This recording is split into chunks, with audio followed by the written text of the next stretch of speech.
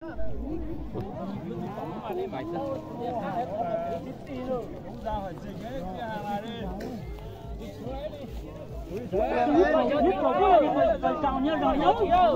này cũng dẹp cho lưới, tí nó rắn cá nó dẹp à.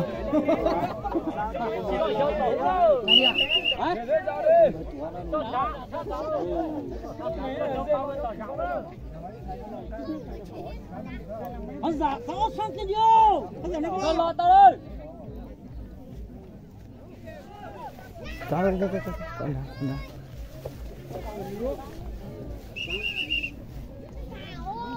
Sáng tới này.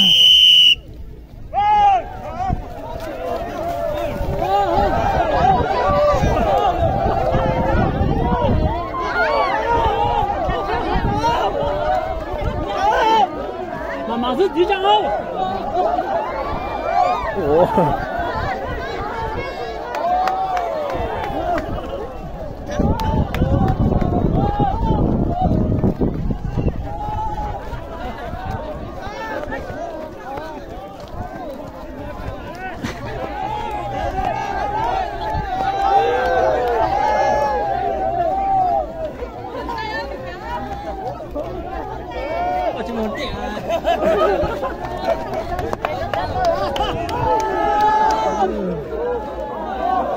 Ta chỉ quay được không?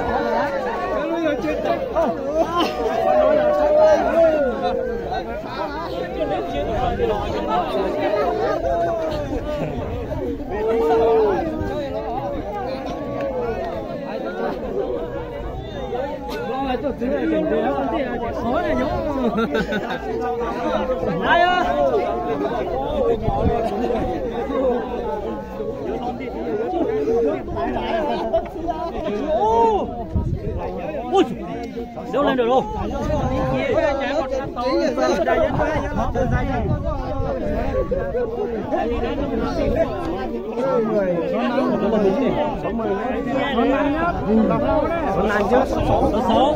Sáu là một.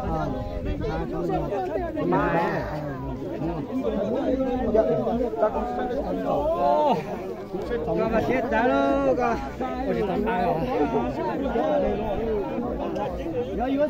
Nhà vô địch đấy nhá. Nhanh cái đấy, cái kia chẳng biết chuyện gì kia. Chỉ là nó tu lại. Thế rồi lại nhá, thế rồi lại cũng tiệt, cũng là hấp sao. Giờ tí tôi mà phải biết là nó không có lên. Mẹ về mà mua không? Mua chỉ là thực trái à.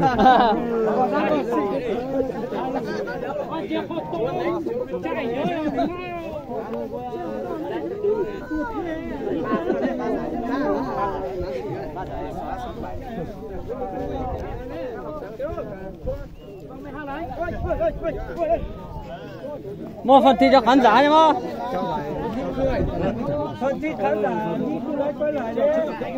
Ăn đấy chỉ có giá lăn nữa rồi.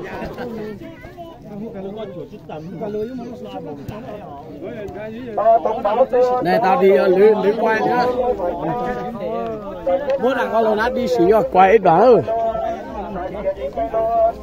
Một giỏi đấy rồi. Đi chụp tôi của cái gì vậy? Bây giờ lịch trong đó lo là lịch trong con trắng đó.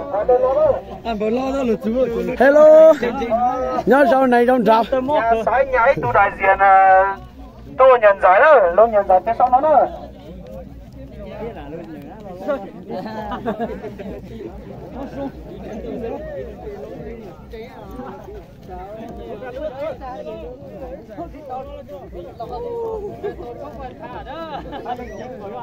Nó chạy là có cái giá này luôn.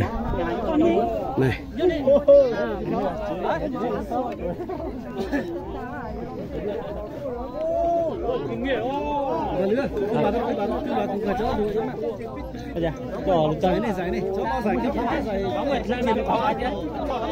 Alo. Alo. Cho sáu cửa lót dài kéo có trên trên nó trên nó nó cho dài là xin nó đây. Cho nó lên xem. Dê sau coi trong đồ sắc. Cho nó. Cho nó Nó là sữa nó tìm.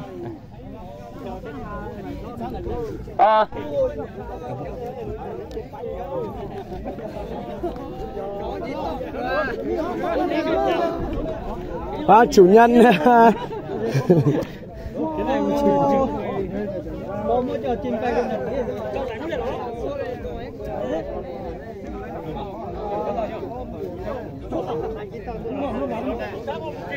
Alo.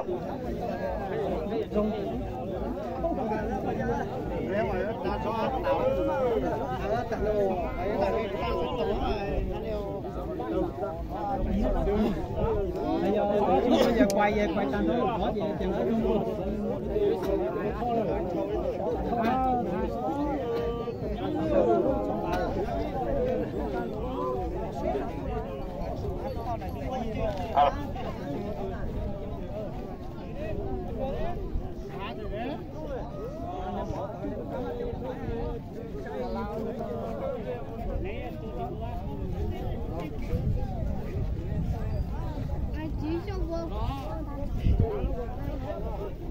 Quay à.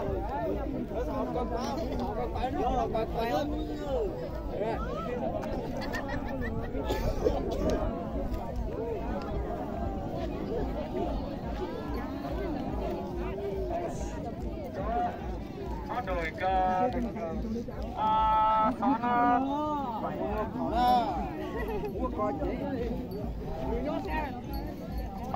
chiều số 8 số 3 từ số 2 hai ngày từ lúc ngày 3 cho đến mùng 1 đấy.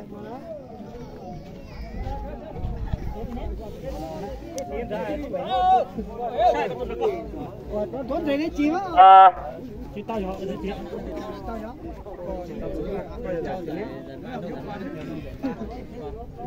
Ôi. Coi giờ giải nhì cơ. Chị. Được cái xua ba lượt trao giải ba cho bó xóa xa 6 pê đấy. Chúc mừng cho bó xóa đấy. Đi xem con cá được qua lo giải nhớ. Chào. Đại diện đấy, đại diện tôi là. Tôi cá lại xí.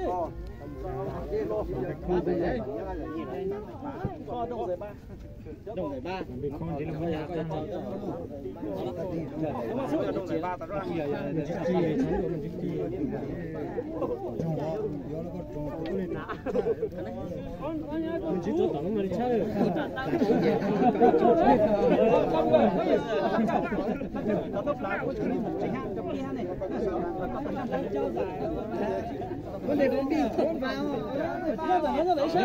Còn trên đó nó này giờ.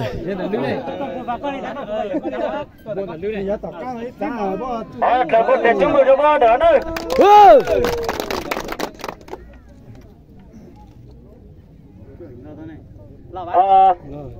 Các nó chỉ đổi cũng rất là có cá ta lo chỉ lo là ha lo giải nhì bó sót tá đấy. Xin chúc mừng bó sót tá mời bó tôi được chưa? Alo nhận giải nhì đấy.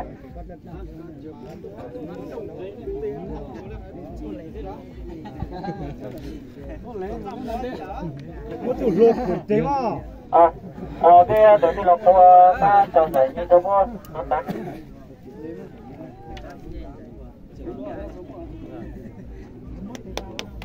Ăn mừng ơi.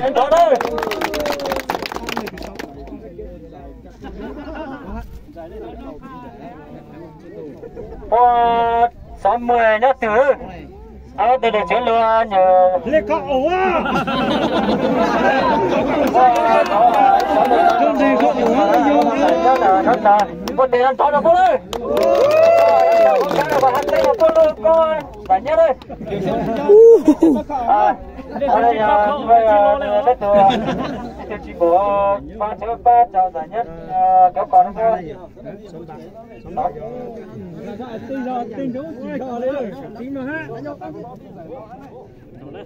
ở trong một sáu nữa lo tiếp theo nó cho giải trên nét trên á giải ba giờ thủ nó bớt sống ba nữa xin mời bớt đủ được chiều sống ba luôn nhận giải ba đấy giải nhất có 2 dạy là được rồi.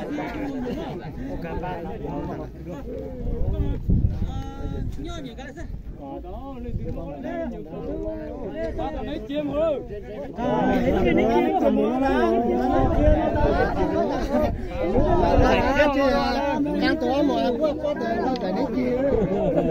Tụi bên rồi sao lại tụi nó lên nè. Nó có đâu.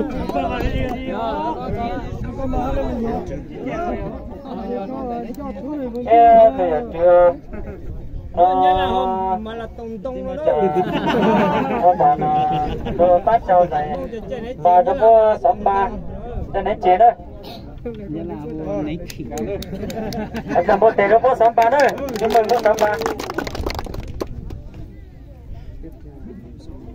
Ở đây nó chỉ là nhì, tôi có số cậu y nữa, ai mới có tôi được chưa số cậu y luôn, nó là luôn nhận giải nhì đó.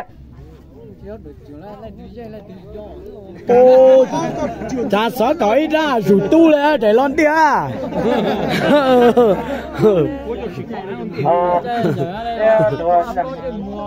ba chào giải nhì cho nên chơi đó có cậu y.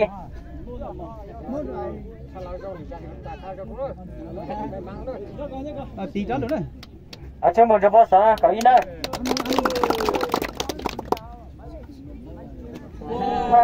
Trong một chỗ sao ấy tụi thì nó chạy ra chết cơ đó.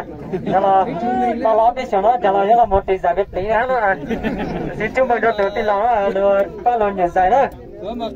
Giải nhớ trên này cho nó ra chứ nó thể cơ trên này ha này trên đó ta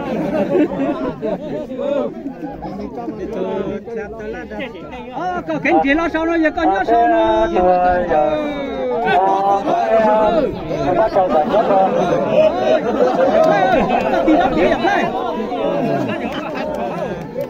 Tí đó phía à? Tí này tí tiếng mà biết nhau được có tí tiếng. chúng mình cho bố xóa trâu đấy. Đây giải nhất cho nó là để cho giải tuần đấy là anh chị bây giờ cho và cho toàn trang là anh chị bây giờ tôi đấy. Là bây giờ giải nó là tài nó là để xong mua là bây giờ cho đâu đấy. Anh được trang nó bây giờ chỉ ô hát rồi. Bây giờ tàn ok là gì tàn nó trâu gì tàn nó là bây giờ rất là món nó cho sát tí bây giờ mua sát tí nữa. Tí để thôi đốt tôi rất là một tí mà là đốt tôi.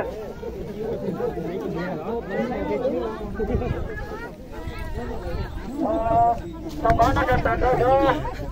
tỏ nó cao là lưới sai rồi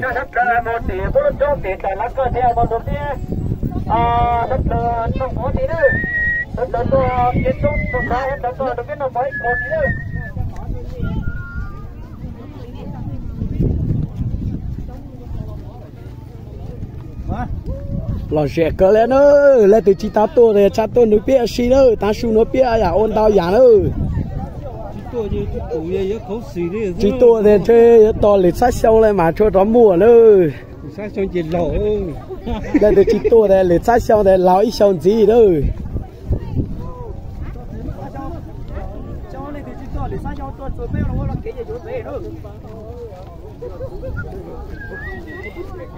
nữa kia luôn là trâu nữa rồng cao cờ ha mau được trông cờ này đâu trông chua thì mua hai nữa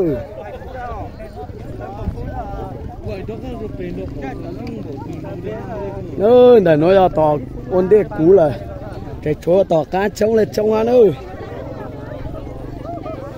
Một số vấn đề tên là chén chim hô. Thao cả vai ta chỉ nên đúng gì không? đây quản đốc của mình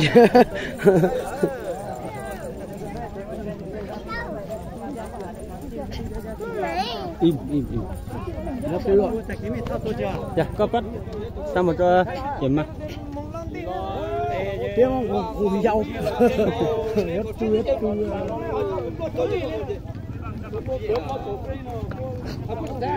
chưa đi xe sang đây không đấy có chứ xe